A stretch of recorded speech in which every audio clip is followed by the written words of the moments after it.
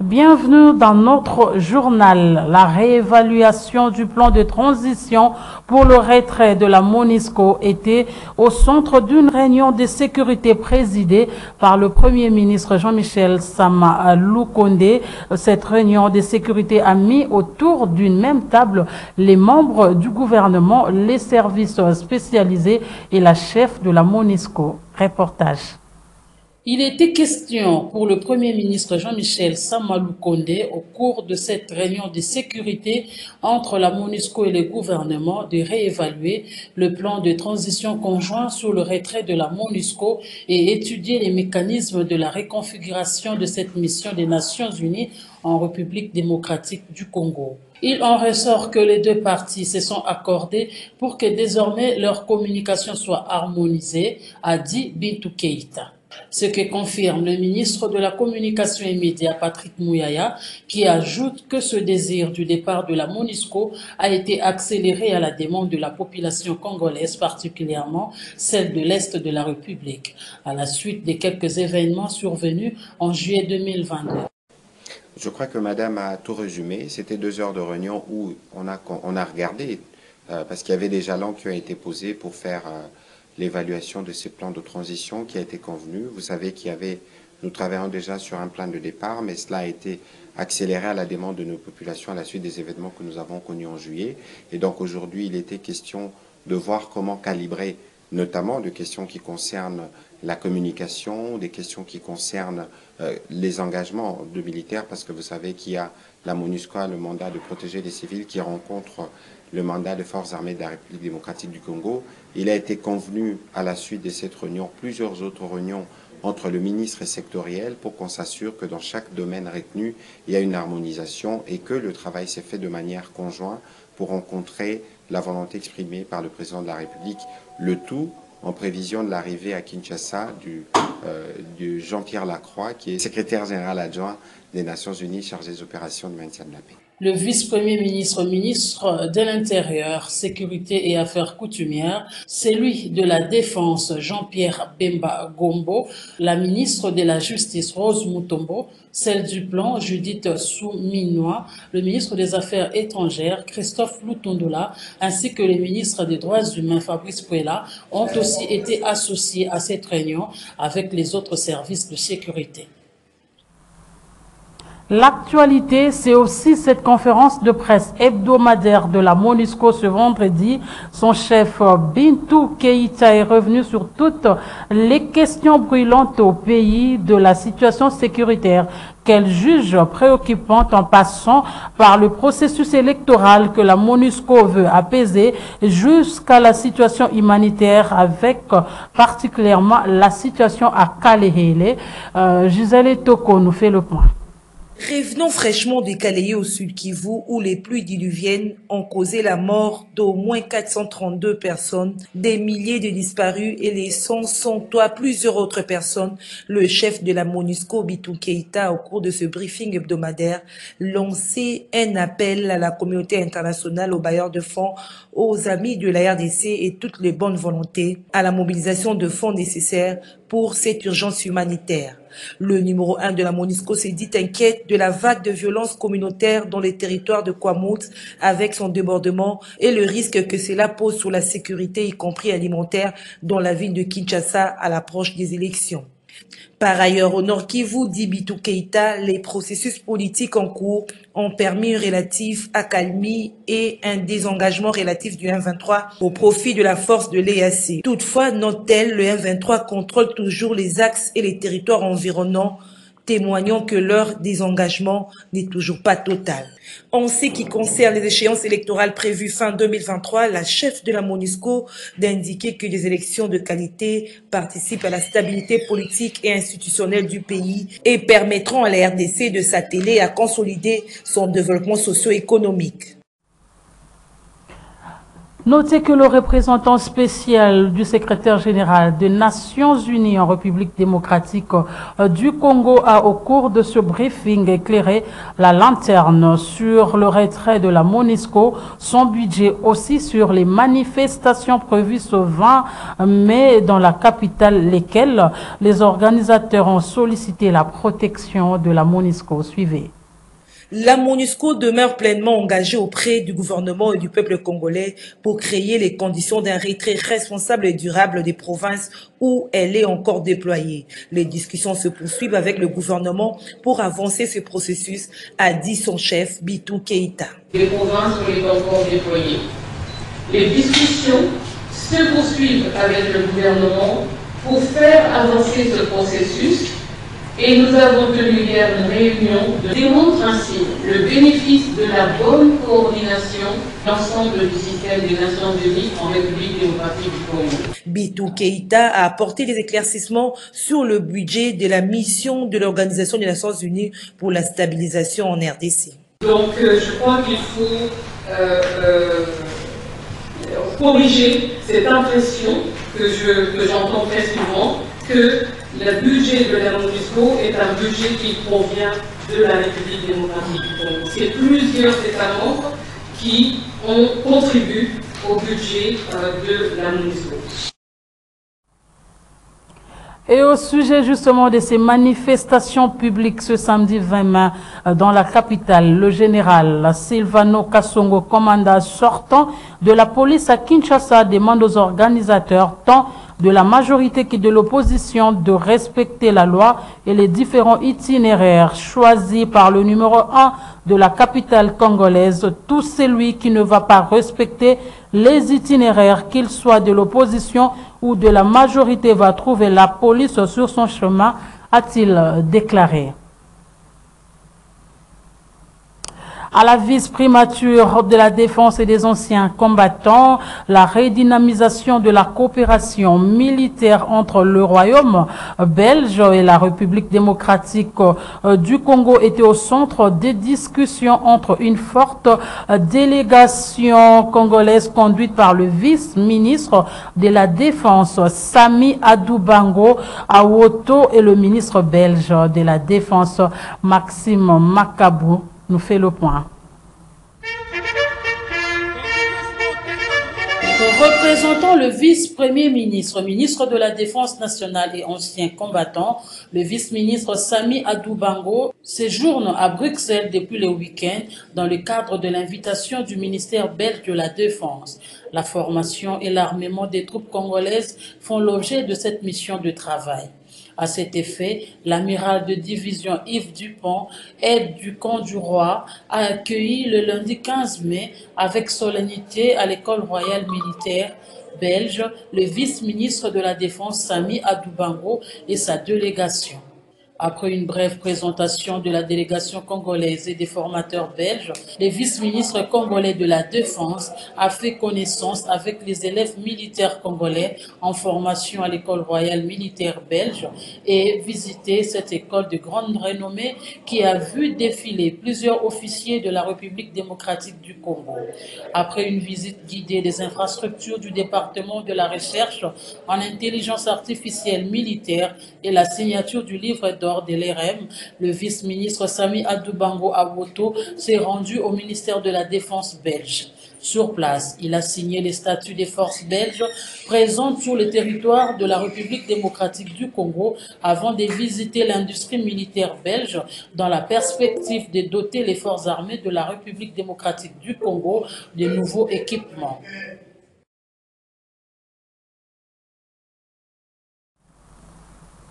Direction le Nord Kivu où 5 civils pris en otage ont réussi à s'échapper après l'incursion des rebelles ADF la nuit du jeudi à ce vendredi 19 mai 2023 dans le village Bouliki dans le secteur des Rwenzori.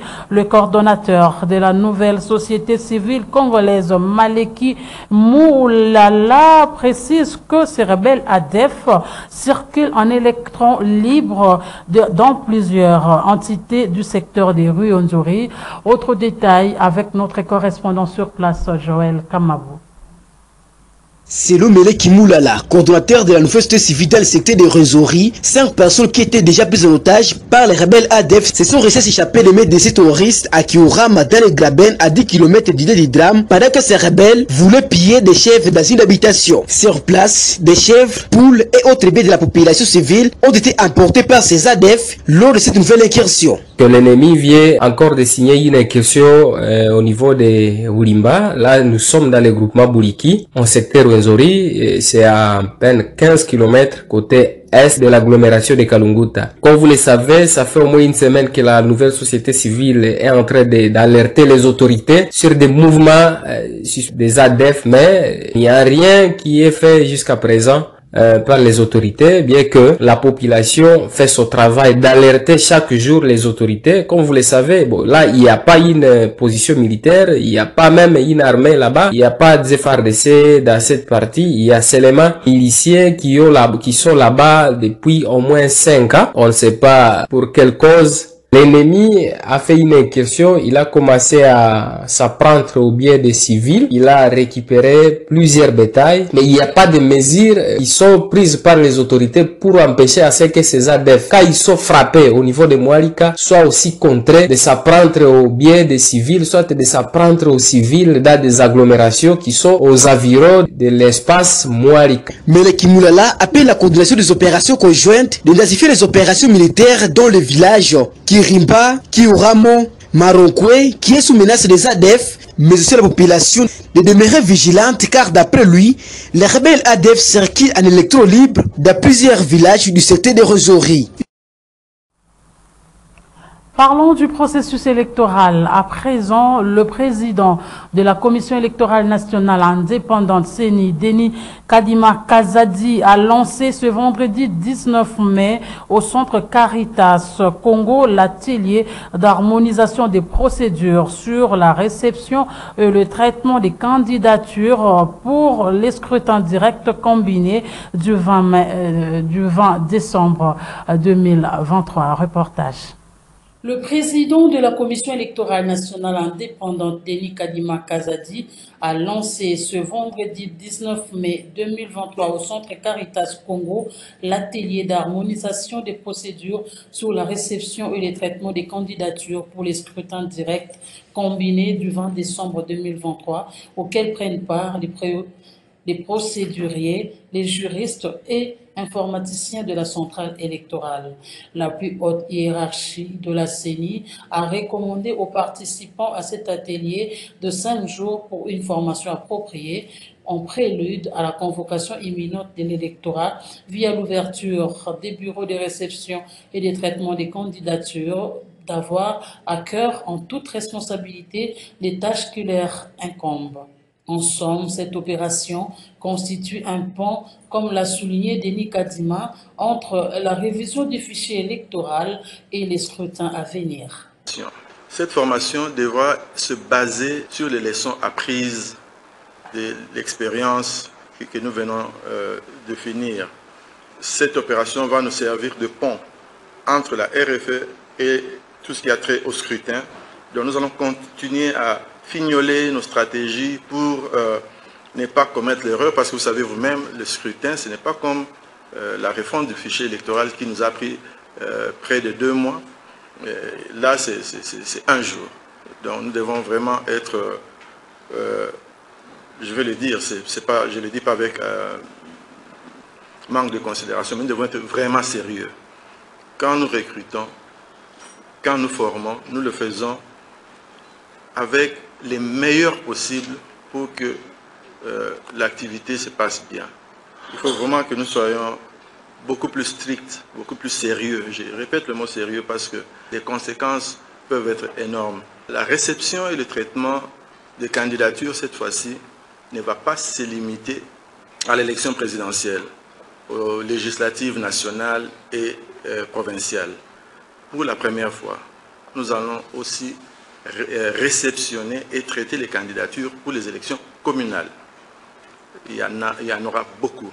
Présentant les objectifs de cet atelier, le rapporteur adjoint Paul Moïndo a insisté sur l'assiduité de ceux qui y prennent part afin d'engranger le maximum de connaissances adaptées et compatibles à la mission qui leur est assignée. Notez que les BRTC pour la députation nationale seront fonctionnels du 26 juin au 15 juillet, tandis que pour les députés provinciaux, ils le seront du 3 au 22 août et le 1er septembre pour la présidentielle. Parlons de Tshilé-Gelou, accompagner les actions du chef de l'État, Félix-Antoine Tshisekedi, en vue de lui offrir un second mandat. Tel est l'objectif que se sont assignés l'association sans but lucratif Tshilé-Gelou et le Congrès national africain pour le réveil du Congo qui viennent de sceller une alliance. Autre détail dans ce reportage que nous propose Gisèle Etoko Ekouchou.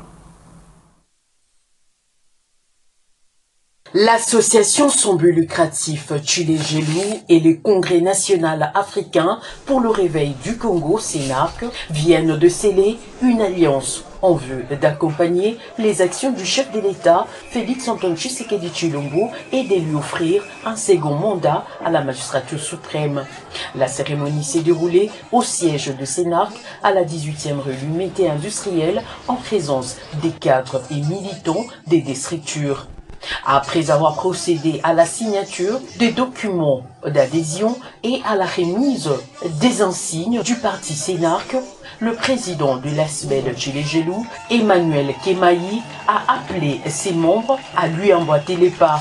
Le secrétaire général de CNARC, Alex Makambu, représentant du président Aimé Pascal Mongo, n'a pas caché sa satisfaction de voir l'engouement suscité par la formation politique auprès de l'opinion. Je voudrais lancer un appel vibrant au peuple congolais de savoir qu'aujourd'hui nous avons une chance incompréhensible d'avoir comme président de la République Tshisekedi Tshilombo.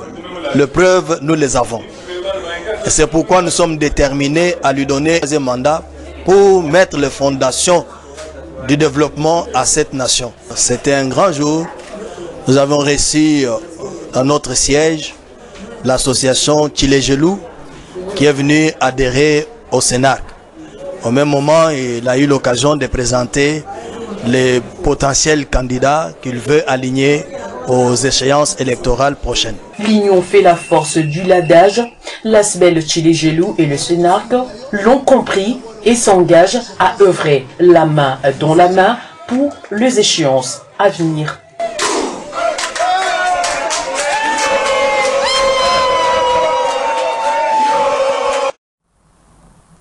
Retour sur l'histoire du pays avec la date du 20 mai. En tout cas, pendant la Deuxième République, cette date était une journée de grandes manifestations marquant l'anniversaire de la création du MPR, parti État. 56 ans après, personne n'en parle. Gisèle Etoko Ekouchou nous fait revivre cette page de l'histoire à travers ce papier d'info. Suivez. Le 20 mai fut une grande date, une journée de grandes manifestations politiques en République du Zaïre sous le feu maréchal Mobutu. C'est le 20 mai 1967 que Mobutu créa le parti unique Mouvement populaire de la Révolution MPR et promulgue la manifeste de l'Antélé où était couchée la ligne idéologique du parti. Cette formation politique a résisté 23 ans durant jusqu'au 24 avril 1990 lorsque Mobutu a décrété le multipartisme suite à une énorme pression de l'opposition interne incarnée par l'Union pour la démocratie et les progrès sociaux et à la communauté internationale. Autrefois journée fériée sous la Deuxième République, la journée du 20 mai ne l'est plus depuis 1990. 56 ans après, personne ne parle aujourd'hui de ce grand parti, même ceux qui ont tiré des subsides considérables. Le MPR, qui a fait la pluie et les bons temps, est devenu l'ombre de lui-même. Les jeunes générations ne connaissent même pas son histoire. Mobutu est-il mort avec son MPR, son parti qui s'était émietté en plusieurs morceaux, à savoir MPR fait privé, le MPR, l'UDEMO, 4 mois seulement après avoir été chassé par l'AFDEL de Laurent Désiré Kabila. La plupart des Mobutistes d'hier s'étaient mués en kabylistes et aujourd'hui en tshisekédistes. Le mouvement populaire de la Révolution MPR continue à demeurer dans les oubliettes de l'histoire. En sport, sachez que la CAF a dévoilé ce vendredi les nouveaux formats de qualification. 54 pays seront répartis dans 9 groupes de 6. Le premier de chaque groupe sera directement qualifié. Les 4 meilleurs deuxièmes disputeront un tournoi des barrages. Les éliminatoires vont débuter au mois de novembre et vont se clôturer en novembre 2025. Ainsi prend fin cette session d'information sur Canal Congo Télévision. Merci de votre fidélité. Je vous retrouve demain avec le même plaisir. D'ici là, prenez soin de vous et de vos proches.